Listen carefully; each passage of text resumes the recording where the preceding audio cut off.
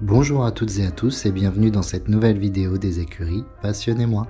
Dans cette vidéo, il sera question de CSO, en espérant qu'elle vous plaira. Sur ce, meilleurs vœux à tous et bonne vidéo.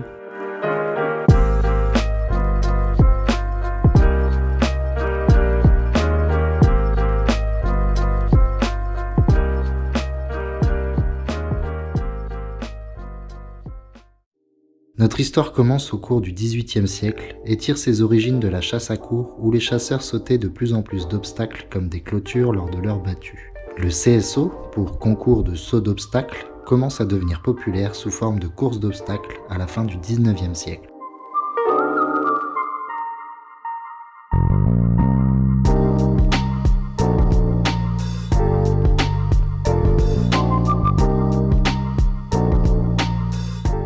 C'est en 1900, lors des deuxièmes Jeux Olympiques de Paris, et plus précisément à l'occasion de l'exposition universelle, que les premières épreuves olympiques de saut d'obstacles voient le jour.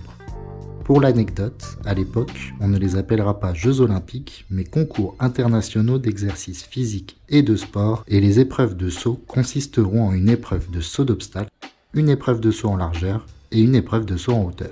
Ce sera d'ailleurs l'unique fois dans l'histoire où des épreuves de saut en largeur et de saut en hauteur ont lieu lors d'épreuves olympiques et c'est le Français Dominique Maximien Gardère qui remportera l'or pour les épreuves de hauteur en sautant une hauteur de 1,85 m.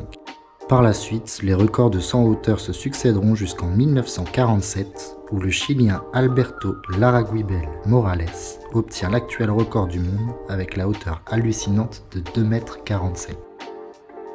Vous l'aurez compris, à l'époque les choses sont très différentes et d'ailleurs on pensait aider le cheval à lever l'avant-main pour sauter en tirant fort sur les rênes juste devant l'obstacle. Le cavalier gardait les doigts entr'ouverts pour laisser filer les rênes pendant le saut tout en conservant le buste très droit, bien assis dans sa selle. Il faudra attendre le début du XXe siècle pour que Federico Capirilli, un Italien, invente la monte en suspension pour soulager le dos du cheval et préconise le basculement du buste afin d'accompagner le mouvement du cheval pendant tout son saut. Cette méthode sera ensuite expérimentée et peaufinée par le cadre noir de Saumur et est encore en usage aujourd'hui.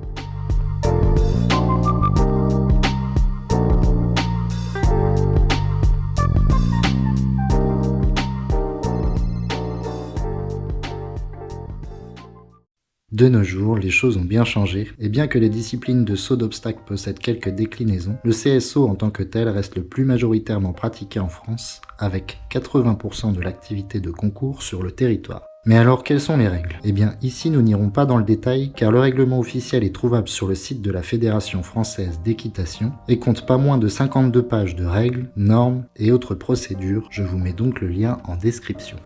Pour la suite de cette vidéo, je vous propose plutôt d'embarquer avec nous sur une épreuve préparatoire, mais du coup, il va falloir que je vous explique ce qu'est une épreuve préparatoire. Encore une fois, je ne vais pas rentrer dans les détails ici, mais voyons quand même un peu comment ça marche. Les épreuves de CSO se décomposent en 6 divisions, avec, pour toutes, leurs spécificités et leurs difficultés. Il s'agit des épreuves club, poney, préparatoire, amateur, enseignant et pro. Chaque division est accessible avec la licence fédérale de compétition correspondante qui coûtera plus ou moins cher en fonction de la difficulté souhaitée. Pour une division donnée, le niveau des épreuves est indiqué sous forme d'un indice allant de 4 à 1 puis élite et nécessite un niveau de galop approprié afin de pouvoir y concourir.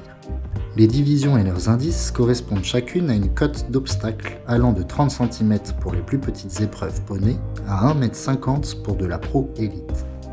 Mais comme si ce n'était pas suffisant, les épreuves peuvent exister sous 4 formes différentes, à savoir préparatoire, spécial, vitesse ou grand prix. Les épreuves spéciales correspondent à des épreuves d'animation, comme par exemple les courses de relais. Les épreuves de vitesse, comme leur nom l'indique, s'effectuent avec un chronomètre, et les épreuves grand prix sont celles dans lesquelles l'aptitude à l'obstacle est le facteur principal, bien que la vitesse puisse y être introduite pour départager les concurrents.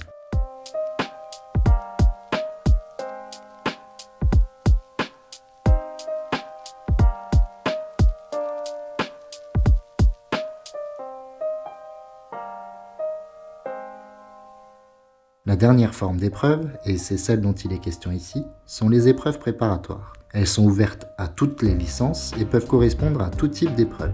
Elles servent, comme leur nom l'indique, à préparer un cheval ou un cavalier à une épreuve donnée tout en ayant un barème de points plus souple. Car oui, il faut que je vous explique un dernier aspect du fonctionnement des épreuves de CSO, c'est le système de points. La plupart des épreuves que j'ai mentionnées précédemment vous donnent un certain nombre de points pour le classement permanent en fonction de vos résultats à une épreuve et au barème de cette même épreuve qui aura un coefficient plus ou moins élevé en fonction de sa difficulté. Ce classement est mis à jour en permanence sur le site de la FFE et se détaille soit pour le cavalier seul, soit pour le cheval seul, soit pour le couple cavalier-cheval. Nous pouvons donc revenir à notre épreuve qui est donc une épreuve préparatoire 85 cm afin de voir le déroulement de celle-ci.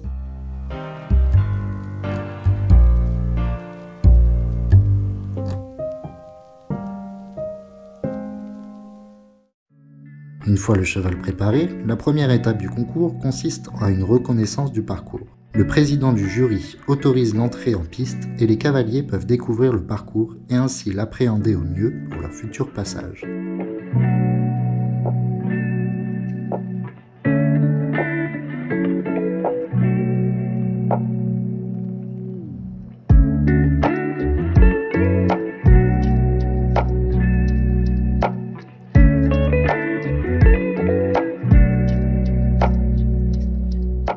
Ensuite, les cavaliers peuvent, s'ils le souhaitent, se rendre sur le terrain d'entraînement pour s'échauffer et détendre leur cheval dans l'attente de leur passage.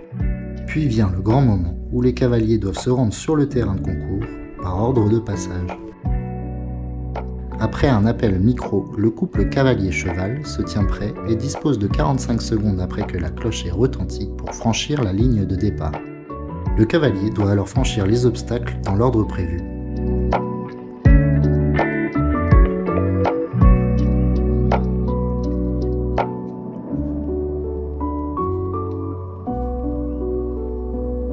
Chaque obstacle est numéroté et est balisé par un fanion rouge à droite et un fanion blanc à gauche indiquant le sens de franchissement. Les obstacles peuvent être droits, comme c'est le cas ici, avec des montants verticaux, larges ou en auxerre, dans le cas où ils comportent deux plans et nécessitent donc un saut en hauteur et en largeur, comme vous pouvez l'apercevoir ici.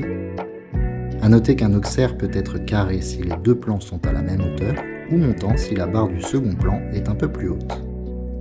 En rivière dans le cas d'un petit plan d'eau large, ou en combinaison dans le cas de 2 ou 3 obstacles consécutifs séparés par une ou deux foulées maximum. On parlera alors de double ou de triple.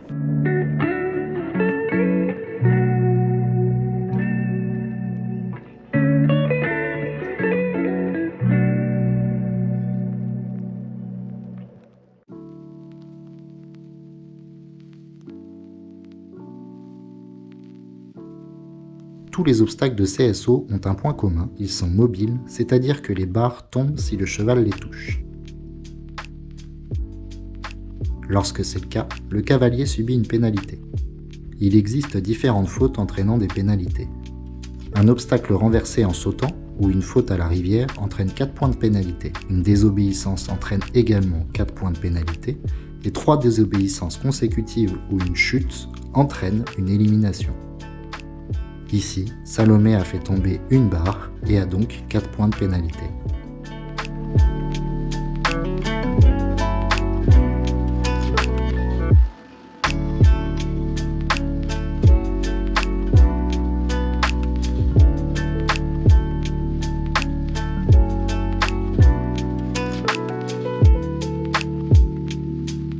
Voilà, vous savez maintenant l'essentiel de ce qu'il y a à savoir sur le CSO et vous pourrez ainsi suivre nos cavaliers lors des Jeux Olympiques de 2024.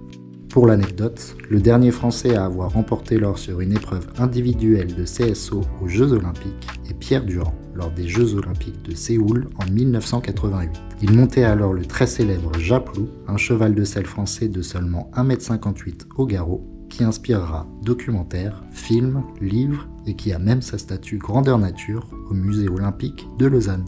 Cette vidéo est maintenant terminée, merci de l'avoir regardée jusqu'au bout si c'est le cas, et à bientôt pour une nouvelle vidéo des écuries Passionnez-moi.